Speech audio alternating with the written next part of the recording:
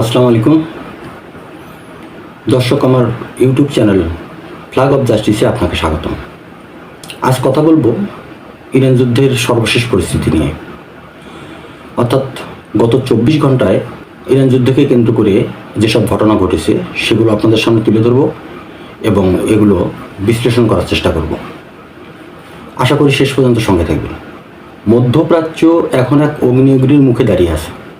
এতদিন আমরা ভেবেছিলাম যে ইরান যুদ্ধটা কেবল ইরান, আমেরিকা এবং ইসরায়েলের মধ্যে সীমাবদ্ধ, কিন্তু ওয়াল স্ট্রিট জার্নালের সাম্প্রতিক প্রকাশিত এক বিস্ফোরক প্রতিবেদন প্রকাশ হওয়ার পর পুরো বিশ্ব এখন স্তম্ভিত। সংযুক্ত আরব আমিরাত, যাকে আমরা বিশ্ব শান্তির অগ্রদূত বা প্রতীক হিসেবে জানতাম, সেই আরব আমিরাত এখন ইরানের বিরুদ্ধে এক গোপন যুদ্ধে সরাসরি লিপ্ত। এই যুদ্ধের কারণে বিশ্ব এখন প্রায় $200 মিলিয়ন ক্ষতির সম্মুখীন। আজ আমরা জানব কেন আমিরাত এই গোপন যুদ্ধের পথে পা বাড়ালো।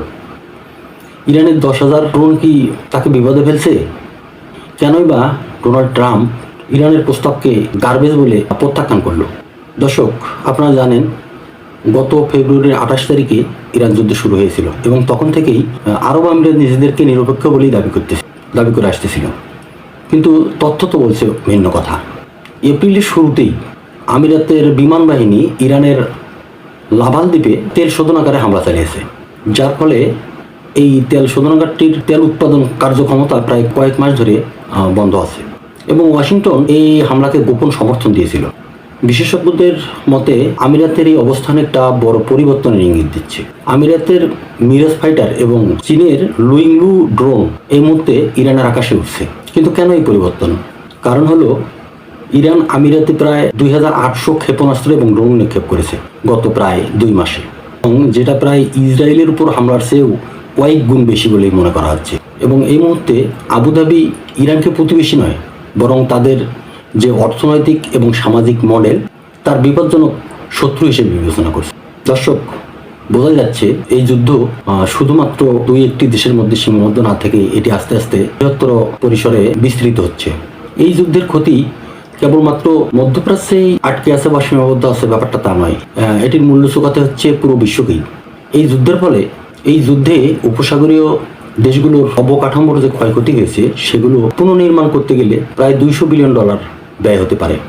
এই যুদ্ধের ফলে সৌদি আরবের রাশতুনুরা এবং আমিরাতের রুওয়াই শোধনাগারের ব্যাপক ক্ষয়ক্ষতি হয়েছে। কাতারের রাশ লাফান কমপ্লেক্সের যে ক্ষয়ক্ষতি হয়েছে এটি মেরামত করতে 5 বছর পর্যন্ত সময় লাগতে পারে। দুবাই এবং আবুধাবিতে পর্যটকের আগমন প্রায় 30% কমে গেছে এবং প্রায় 50% ফ্লাইট বাতিল হয়ে গেছে। হরমুজ প্রণালী কার্যত বন্ধ। বিশ্বের প্রায় 25% তেল এবং 20% LNG আমদানির এই পথটি কার্যত বন্ধই হয়ে গেছে। তেলের দাম প্রতি ব্যারেলে $105 পৌঁছে গেছে এবং এই অবস্থা যদি 2027 সাল পর্যন্ত অব্যাহত থাকে তাহলে বিশ্ব অর্থনীতি পঙ্গু হয়ে যেতে পারে বলে বিশেষজ্ঞরা মতামত দিয়েছেন। দর্শক, বর্তমানের এই ইরান যুদ্ধ আগের যে কোনো যুদ্ধের চেয়ে এটি অনেক বেশি প্রযুক্তি নির্ভর। এদিকে ইরান তাদের আর্টিলারি বাহিনীর জন্য প্রায় 10,000 FPV ড্রোন মোতায়েন করেছে। হিজবুল্লাহ তৈরি করা $300 থেকে $400 ফাইবার অপটিক ড্রোনগুলো ইসরায়েলের অত্যন্ত ব্যয়বহুল আয়রন ডোমের ব্যাটারি ক্ষতিগ্রস্ত করতে সক্ষম হয়েছে এবং এই পরিস্থিতি সামাল দিতে ইসরায়েল তাদের আয়রন ডোমের ব্যাটারি এবং বিশেষজ্ঞ দল আমিরাতে পাঠিয়েছে। অর্থাৎ লক্ষ্য করা যাচ্ছে আমিরাত এবং ইসরায়েলের মধ্যে এক নতুন সামরিক মৈত্রী গড়ে উঠেছে, যেটা আগে কখনো লক্ষ্য করা যায়নি। একদিকে ট্রাম্প নেতানিয়াহুর শক্ত অবস্থান, অন্যদিকে ইরানের অনড় অবস্থান এই পরিস্থিতিকে আরও জটিল করে তুলেছে। বর্তমান বিশ্ব রাজনীতিতে আসলে কি ঘটছে? সম্প্রতি ইরান পাকিস্তানের মাধ্যমে একটি শান্তি প্রস্তাব পাঠিয়েছিল আমেরিকার কাছে, কিন্তু আমেরিকার প্রেসিডেন্ট ডোনাল্ড ট্রাম্প ওভাল অফিসে বসে সরাসরি বলেছেন যে এটি একটি আবর্জনা এবং অত্যন্ত দুর্বল প্রস্তাব, অর্থাৎ তিনি সরাসরি এটিকে প্রত্যাখ্যান করেছেন এবং এটিকে কেন্দ্র করে উত্তেজনারও সৃষ্টি হয়। ট্রাম্প চান ইরানকে পারমাণবিক ক্ষমতা থেকে পুরোপুরি বিচ্যুত করতে এবং প্রয়োজনে তিনি সামরিক শক্তি প্রয়োগ করে লকড অ্যান্ড লোডেড পরিস্থিতিতে আছেন বলে জানান। এবং একই সুর আমরা লক্ষ্য করছি তার ঘনিষ্ঠ মিত্র ডোনাল্ড ট্রাম্পের বকে যাওয়া সেই জায়ানবাদী প্রধানমন্ত্রী নেতানিয়াহুর কণ্ঠেও। নেতানিয়াহু স্পষ্ট করে বলেছেন যে ইরানের পারমাণবিক স্থাপনা এবং ইউরেনিয়াম সমৃদ্ধকরণের যে কেন্দ্রগুলো আছে এগুলো পুরোপুরি ধ্বংস না হওয়া পর্যন্ত এই যুদ্ধ থামবে না। ভয়ানক কথা, ভয়ানক ব্যাপার দর্শক। এবং তিনি মনে করেন যে সমৃদ্ধ ইউরেনিয়াম চুক্তির মাধ্যমে হোক অথবা সামরিক শক্তির মাধ্যমে হোক এটিকে অবশ্যই সরাতে হবে। অথচ দর্শক, এটা বিশ্ব ভালো করেই জানে যে এই ইহুদিবাদী রাষ্ট্রটি হাতেও পারমাণবিক অস্ত্র আছে। তারাই আবার ইরানের হাতে পারমাণবিক অস্ত্র রাখা যাবে না বলে হুঁকার দিচ্ছে।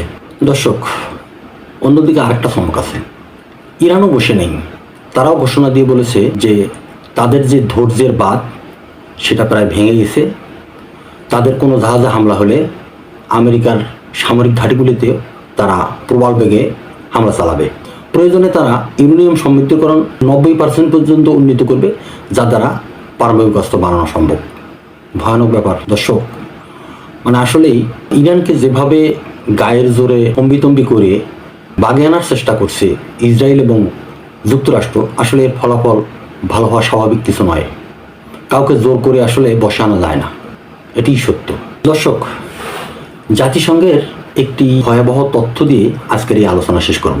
হরমুজ প্রণালী বন্ধ থাকায় সারা বিশ্বেই সারের সরবরাহ ব্যাপকভাবে কমে গেছে, যার ফলে এটি কৃষিতে ব্যাপকভাবে একটা নেতিবাচক প্রভাব পড়ছে। এবং দ্রুত এই ব্যাপারে প্রয়োজনীয় পদক্ষেপ গ্রহণ করা না গেলে বিশ্বের প্রায় 45 মিলিয়ন মানুষ অনাহারে এবং দুর্ভিক্ষের মুখোমুখি হতে পারে।